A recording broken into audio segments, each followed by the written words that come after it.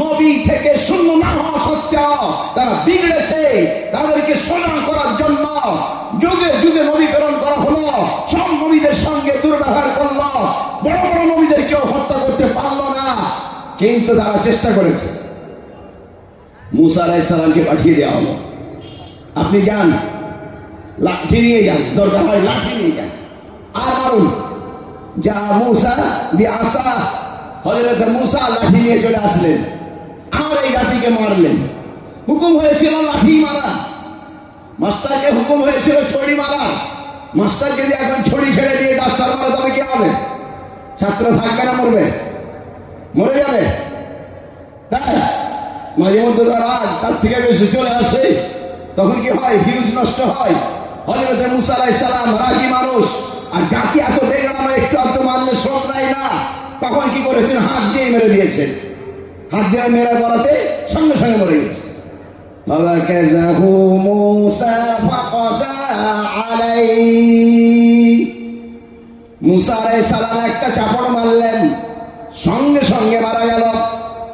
এবারে ওরা চক্রান্ত করল, খুনেরও বদলা নিতে হবে। এতদিন পর্যন্ত পারলো না, এইবার একটা বাহানা তৈরি করল, নবী হয়ে একজনকে খুন করেছেন, খুনের বদলা নিতে হবে। পরামর্শ হচ্ছে, ওখান থেকে একজন ছুটে মানুষ চলে আসলো। ও যা আর রাজুলুম মিন আকসাল মাদিনাতি ইয়াসআ ক্বালা ইয়া মূসা ইন্নাল মালায়াতামিরুনা বিকা লিয়াকতুলুক। ওখান থেকে একটা মানুষ আসলো, এসে বলল, মূসা আলাইহিস সালাম সরব, তোমার বিরুদ্ধে ওরা পরামর্শ করছে, তোমাকে ওরা হত্যা করবেন। মূসা আলাইহিস সালাম বেরিয়ে আসলেন, পারলো না, মারতে পারলো না, কিন্তু মারার চেষ্টা করেছে। 3 জন নবীকে মারার চেষ্টা।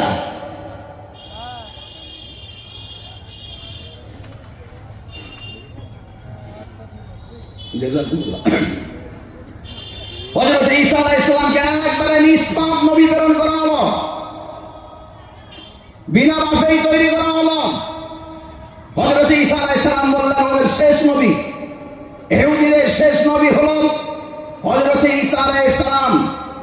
তিনি এসে যখন কলমার দাওয়াত দিলেন, ওরা বলল, তোমার বাপের ঠিক নেই, তুমি আবার আল্লাহর কথা বলো, চুপ করুন। উনি বললেন, আল্লাহ তাআলা বিনা বাপে আমাকে সৃষ্টি করেছে। হযরত আদম আলাইহিস সালামকে আল্লাহ তাআলা বিনা বাপে সৃষ্টি করেছেন, বিনা মায়ও। আমি যদি বিনা বাপে সৃষ্টি হওয়ার জন্য আমি যদি অবৈধ জানোজ হারামি সন্তান হয়ে যাই, তবে তোমরা তবে বিনা বাপে বিনা মায়ে হয়েছ আদম আলাইহিস সালাম, তিনি তবে কি হবেন? ডবল জানোজ সন্তান হয়ে যাবেন নাকি? ইন্না মাসালা ঈসা ইনদাল্লাহি কামাসালি আদম, নিশ্চয়ই ঈসা আলাইহিস সালামের উদাহরণ আদম আলাইহিস সালামের মতন। আল্লাহ তাআলা আদম আলাইহিস সালামকে বিনা পিতা বিনা মাতায় জন্ম দিয়েছেন। আল্লাহ তাআলা হযরত ঈসা আলাইহিস সালামকে বিনা পিতায় জন্ম দিয়েছেন, মাতা আছেন। ওরা বলল, আমাদেরকে তুমি আবার উল্টো কথা বলো, অতএব তোমাকে আমরা রাখবো না। নিজের বাপের পরিচয় নেই, আবার আল্লাহর কথা বলে, এত বড় অবৈধ সন্তানকে আমরা ছাড়বো না, মেরে শেষ করে দেব। মারার চক্রান্তের জন্য 4-5 জন ঢুকে গেল। প্রথম জন যে ঢুকেছিল তার মুখখানা হযরত ঈসা আলাইহিস সালামের মতো করে দেয়া হলো। হযরত ঈসা আলাইহিস সালামকে উপরে তুলে নেওয়া হলো। যত গির্জার ভিতরে দেখছেন যিশুর ফটো, তাকে ছুলবিদ্ধ করা হয়েছে, সব কথাটা হলো মিথ্যা। আল্লাহ তাআলা বলেন, ওমা কতালুহু ওমা সালাবুহু, ওরা আল্লাহ রাসূলকে কতল করতে পারেনি, ওরা ঈসা আলাইহিস সালামকে হত্যা করতে পারেনি, ছুলবিদ্ধ করতে পারেনি, ক্রুশবিদ্ধ করতে পারেনি। বাররাফাহুল্লাহ, বরং আল্লাহ তাআলা তাদেরকে তুলে নিয়েছেন। আল্লাহ তাআলা হযরত ঈসা আলাইহিস সালামকে তুলে নিয়েছেন। ওরা কিন্তু সুফিয়ান, বরং ওদেরকে সন্ধ্যার মধ্যে ফেলে রাখা হলো। ওরা এসেছিল মনে করেন 4 জন। প্রথম জনের রূপটা হয়ে গিয়েছে হযরত ঈসা আলাইহিস সালামের মতন। এরপরে মারার পরে তারা চিন্তা ভাবনা করলো, আমরা তো এসেছিলাম 4 জন, আমরা এখন 3 জন কেন? এই লোকটা ঈসা নাকি এই লোকটা আমাদের? মুখটা তো ঈসার মতো, হাত পা গুলো হয়েছে আমাদের সেই লোকটার মতো। এই যদি ঈসা হয় আমাদের লোক গেল কোথায়? আর এই যদি আমাদের লোক হয় ঈসা আলাইহিস সালাম গেলেন কোথায়?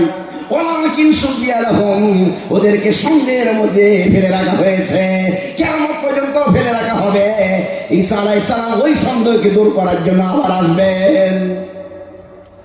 হযরত ঈসা আলাইহিস সালামকে ওরা মারতে পারবে। ঈসা আলাইহিস সালাম আবার আসবেন, এসে কি করবেন? প্রথমে আমি বলেছি ইন্নাল আরদা লিল্লাহ, নিশ্চয় জমিন আল্লাহর। কার বলেন? আল্লাহর। ইউরিসুহা মান ইয়াশা মিন ইবাদি, আল্লাহ তাআলা যাকে চাইবেন তাকে মালিকানা দান করবেন তার বান্দাদেরকে। আল্লাহকে যারা মানবে আল্লাহ তাআলা তাদেরকে জমিন দান করবেন। অবৈধগুলো খাওয়ার চেষ্টা করবে, লড়াই শুরু হয়ে যাবে। হযরত ঈসা আলাইহিস সালাম তিনিও আসবেন, এসে বলবেন শোনো, ইসলামে তিনখানা পথ ছিল। একটা হলো হয় তুমি মুসলমান হয়ে যাও, তা না হলে তুমি পয়সা দিয়ে জিজিয়া দিয়ে কর দিয়ে এখানে তুমি তোমার ধর্মে বাকি থাকো, তুমি তোমার পূজা পাঠ যা ইচ্ছা তাই করো, টাকা দিয়ে থাকো। দ্বিতীয় নম্বর, তা না হলে তুমি লড়াইয়ের জন্য চলে আসো। হযরত ঈসা আলাইহিস সালাম বলবেন না, আমি হলাম মুজতাহিদ, আজকে আমি তো আসলে নবী, কিন্তু এই জায়গায় মুজতাহিদের মতো কাজ করব। মুজতাহিদের অধিকার থাকবে যে শরীয়তে বিভিন্ন পথ থাকলে তার মধ্যে একটাকে গ্রহণ করে নেওয়া, অপরটাকে ছেড়ে দেয়া। ইমামে আযম মুজতাহিদ নম্বর 1, ইমামে শাফি, ইমামে মালিক, ইমাম আহমদ ইবনে হাম্বল, এনারা সব মুজতাহিদ। এনারা কি করেছেন? শরীয়তের বিভিন্ন পথের মধ্যে একটাকে নির্ণয় করেছেন। হযরত ঈসা আলাইহিস সালাম বলবেন ইসলামের এই তিনখানা পথের মধ্যে আমি আজকে মুজতাহিদের মতো কাজ করলাম। আমি রাখলাম হয় লড়াই করো, তা না হলে মুসলমান হয়ে যাও। পয়সা দিয়ে থাকার কারোর অধিকার আমি রাখলাম না, এটাকে আমি ক্যান্সেল করলাম। সারা দুনিয়ার মানুষ মুসলমান হয়ে যাবে, ইহুদিরা মুসলমান হবে না। ইহুদিদেরকে যখন মারা হবে, ইহুদিরা লুকিয়ে যাবেন, যে গাছের পিছনে লুকিয়ে যাবে সেখান থেকে আওয়াজ হবে, এই জায়গায় আল্লাহর একটা বান্দা আসো, এখানে একটা ইহুদি আছে, হে আল্লাহর বান্দা আসো, এখানে একজন ইহুদি আছে। এইভাবে তাদেরকে শেষ করে দেওয়া হবে। সারা পৃথিবীকে যখন শেষ করে দেওয়া হবে তখন এই দুনিয়া শান্ত হবে। সারা দুনিয়াতে হযরত ঈসা আলাইহিস সালাম ইসলামের জন্য লড়াই করে সারা দুনিয়াতে মুসলমান আর ইসলামকে এক করে দিয়ে পৃথিবীতে আর অন্য কোনো জাতি থাকবে না। বলবেন না সুবহানাল্লাহ? জোরে বলেন নারে তাকবীর। ওয়া ইন্না আহলিল কিতাব, অন্যান্য কোন ধর্মের মানুষ থাকবে না। লা ইউমিনুনা বিহি, সকলেই ইমানদার হয়ে যাবে। ক্বাবলা মাউতিহি, হযরত ঈসা আলাইহিস সালামের মৃত্যুর আগে। ওয়া ইয়াউমাল কিয়ামাতি ইয়াকুনু আলাইহিম শাহীদা, কিয়ামতের পূর্বে এটা একটা নিদর্শন হয়ে যাবে। বিশ্ব চক্রান্ত করছে, রাসূলুল্লাহ সাল্লাল্লাহু আলাইহি সাল্লামকেও মারার চক্রান্ত করেছে। একবার নয়, দুবার নয়, তিনবার। ইন্তেকালের পরও চক্রান্ত করেছে তার লাশ চুরি করা যায় কেমন করে। রাসূলুল্লাহ সাল্লাল্লাহু আলাইহি সাল্লাম গণতন্ত্র রাষ্ট্র কায়েম করেছেন। পৃথিবীতে সর্বপ্রথম গণতন্ত্র রাষ্ট্র কায়েম করেছেন কে? আমার রাসূলের যদি নাম না থাকে কেটে দেবেন ওই জায়গাটা। এনসাইক্লোপিডিয়া ব্রিটানিকা, তিনি তার কিতাবের ভিতরে চার্টার অফ দ্য মদিনার ভিতরে লেখা আছে যে সর্বপ্রথম পৃথিবীতে মানব সভ্যতা যেখানে গড়ে উঠেছিল ওই জায়গাটার নাম হলো মদিনা। আসলে নাম ছিল ইয়াসরিব, কোরআনে ওই নামটা আজও বাকি আছে। ইয়া আহলা ইয়াসরিব লা মুকামা লাকুম, হে ইয়াসরিববাসী, ওখানে ইয়াসরিব শব্দটা কোরআনে আজও আছে। রাসূলুল্লাহ সাল্লাল্লাহু আলাইহি সাল্লাম নাম দিলেন মদিনা। মদিনা মানে হলো নগর, যারা ওখানে থাকবে তারা হলো মাদানী, মাদানী মানে হলো নাগরিক। হুজুর সাল্লাল্লাহু আলাইহি সাল্লাম বললেন আসো মুসলমান, আসো ইহুদি, আসো নাসারা, খ্রিস্টান, আসো পৌত্তলিক, চারটে ধর্মের মানুষকে নিয়ে তিনি গণতন্ত্র রাষ্ট্র কায়েম করেছিলেন। তিনি বলেছিলেন সকলেই মাদানী, সকলেই নাগরিক, কারণ নাগরিকতা কেড়ে নেওয়া হবে না, এনআরসি করে কাউকে বের করে দেওয়া হবে না, সকলকে নাগরিকতা দেওয়া হবে, সকলে যে যার ধর্ম কর্ম পালন করবে। কিন্তু মদিনার উপরে কেউ যদি হামলা করে, বহিরাগত আক্রমণের জন্য তখন আমরা এক হব, আমরা এক হয়ে দেশের জন্য লড়াই করব, দশের জন্য লড়াই করব। আমরা তখন পরিচয় দেবো আমরা মাদানি, আমরা মদিনাবাসী।